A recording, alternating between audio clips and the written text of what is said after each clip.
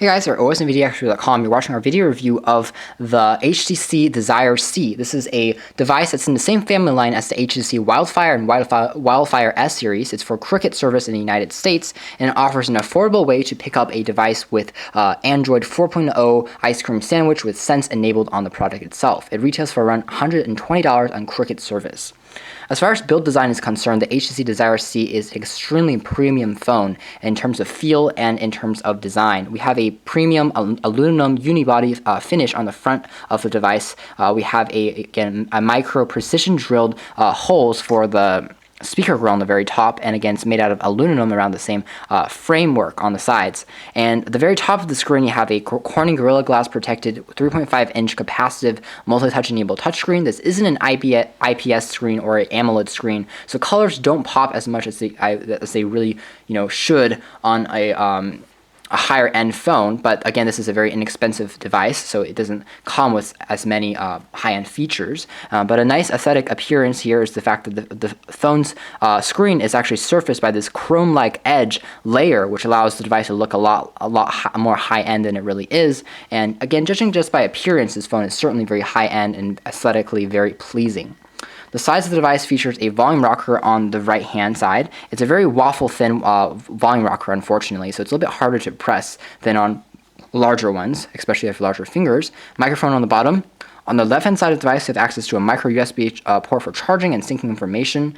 As far as built-in memory is concerned, you have a very minimal amount of built-in storage. You have to have a micro SD card installed behind the back cover to use the product. Thankfully, a 2 GB card is installed. The main selling point of the HTC Desire C is that it has BeatsAudio support on the device, which is a feature usually reserved for more high-end HTC models. Thankfully, this device has extremely solid audio quality, especially if you're listening to music or you're streaming music, watching videos, either using the speaker, which is extremely crisp and very loud, despite the fact that it looks tiny, or you're using a headphone jack, which is your best bet, which is on the top, and it's 3.5 millimeters. There's also a power on and off key on the front of the device, on the top of the device. The back features a 5.0 megapixel camera that is surrounded by this metal frame that's red. It reminds us of the Droid Incredible series by HTC. The same thing can be said about the internals of the device, which is also colored red, which is a nice design and aesthetic appeal. You'll find also behind the back cover the micro SD card slot, which is hard swappable without having to remove the battery, which is a nice design decision. Now, the first thought that I had when I first picked up the HTC Desire C was just how tiny it is. When I didn't power the device on yet, I thought that this phone had to have a very small dimensions. I almost thought that the screen was only going to be 3 inches because, judging by appearance, it's tiny in terms of dimensions. But that's really because the screen is so large and the frame around the screen is so small. And as a result, it's deceptive because this is actually the same screen size as the original iPhone, coming in at 3.5 inches, but it doesn't seem so. For example, I have an original iPhone over here, an iPhone 4S, with the same size screen as you can see here, but as far as dimensions are concerned, the HTC Desire C just seems so much smaller. It seems like a device almost, just a little bit larger than the HP Veer, which has a 2.6-inch screen almost. That's how small it is, but it's very deceptively built to think that, when in fact it does have a very standardized screen that's pretty large for most people's standards.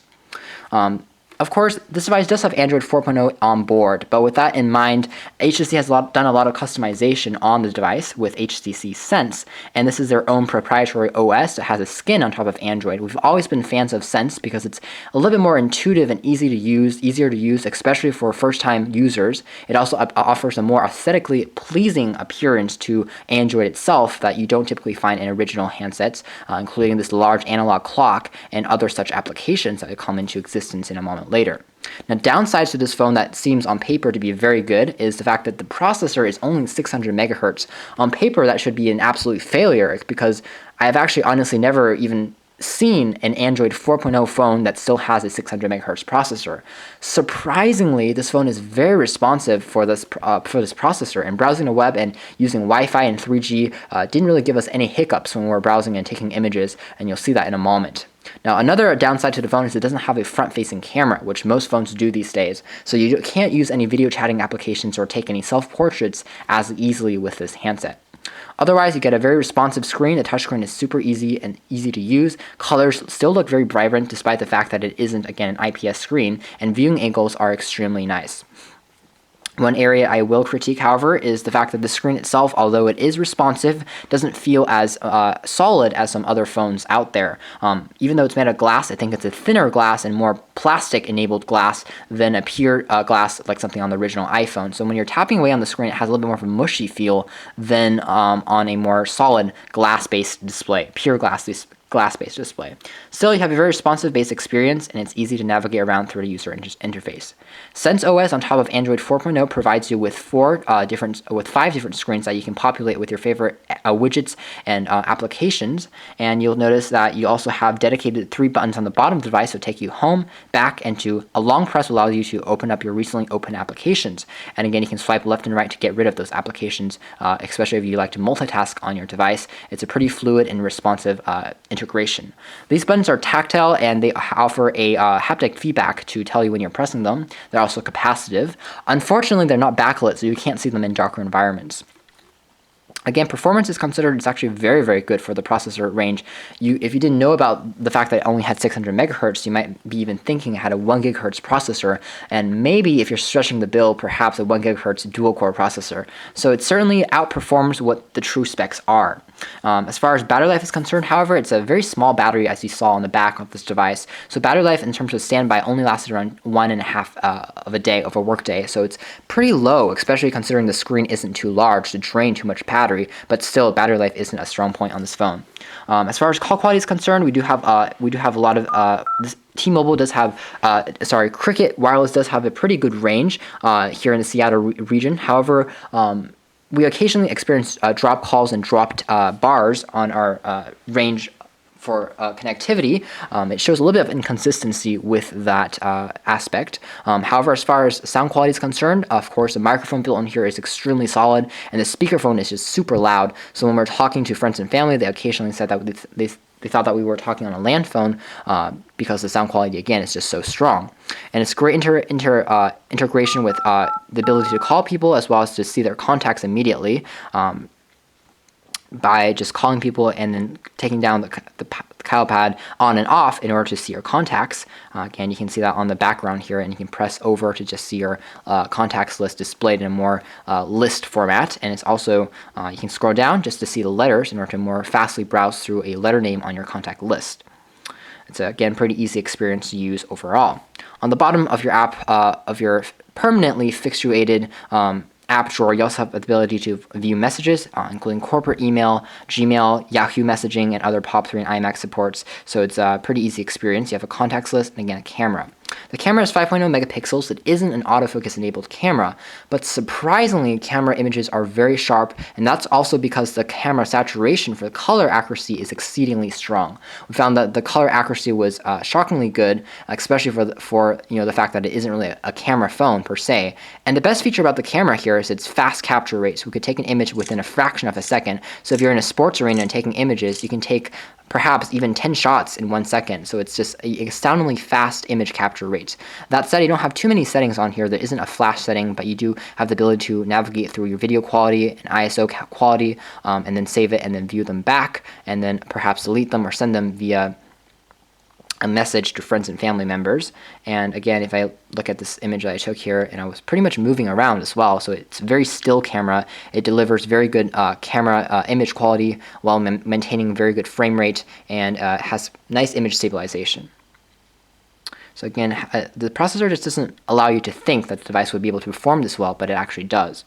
As far as web browsing is concerned, however, things definitely get a little bit more sluggish, especially if you're considering on doing a lot of Flash-enabled web browsing. But if I look open to tabs, HTC Sense does allow us to have a more customized view of web browsing than traditional web browsers do. I can look at bookmarks, and I can have our bookmark page, our most visited page, or our history page, and saved pages. And for example, if I wanted to go to the New York Times as a example, it's going to load the mobile New York Times. But again, loading times is surprisingly fast for the processor. It loads actually faster than some devices with dual-core processors. But scrolling back and forth, you'll definitely see a stuttering and a little bit more of a checkerboard pattern than on, again, faster devices out there. But again, speeds over Wi-Fi are very, very fast. I have heard complaints that this phone will slow down over time because the RAM will get get loaded, and you won't be able to as easily browse the web as fluently and fastly. But you can always kind of reset by deleting your history, deleting your cache, and you should be able to still have a pretty fast and responsive experience. You can see that Flash content also loads fully on the pages, so you can start viewing those directly. You can also go to youtube.com and start watching videos.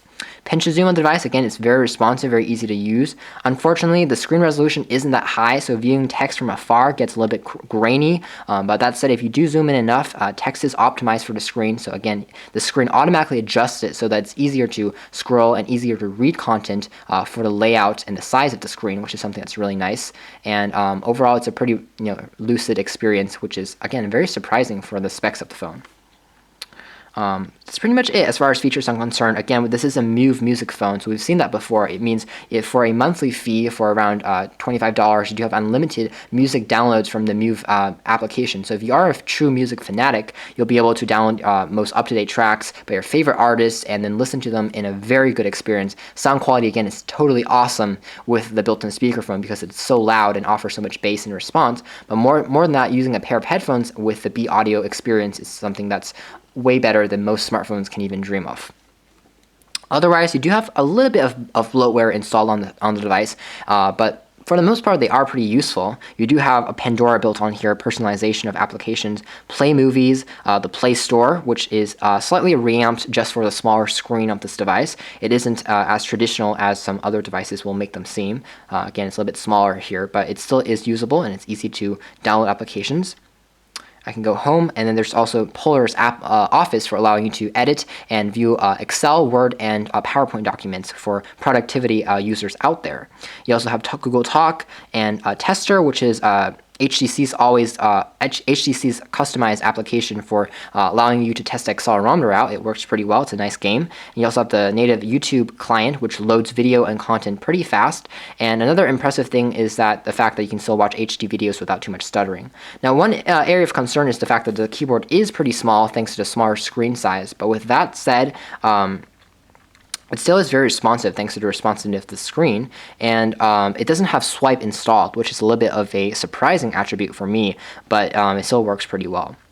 So let's go home, and you can take a look at some other applications, including Tester, which again takes advantage of the accelerometer. This has been the same application that HTC has been selling on their phones since the days of Windows Mobile, which is days gone by. But you can see that you can rotate the phone, and the phone will automatically vibrate when it's again hitting something, a surface. And your goal is to try to make the ball not fall into the holes, but fall into the green goal at the end. And again, it's pretty fun, and it does allow you to waste away some time. You also have a Facebook application preloaded on the device itself. So overall, if you're looking for something that perhaps is your first Android experience from a conversion from a multimedia handset, or if you really want a portable smartphone that seems really tiny but actually has a pretty good display, or you're again looking for an affordable device with an HTC build quality, if you love to have great audio quality on your phone and pretty good camera, then I think that the HTC Desire C is a solid handset for you. Again, it appeals to a large audience of users out there, and for that reason alone, we think that it's a pretty commendable device, especially since it's so affordable. That said, if you're looking for something a little bit more advanced, you can definitely find something with a faster processor and a better screen. But if those things don't deter you away, then definitely take a look at the HTC Desire C. It's built extremely well, and it has a very good all-around performance package. Thanks for watching here at osandvdxreviews.com.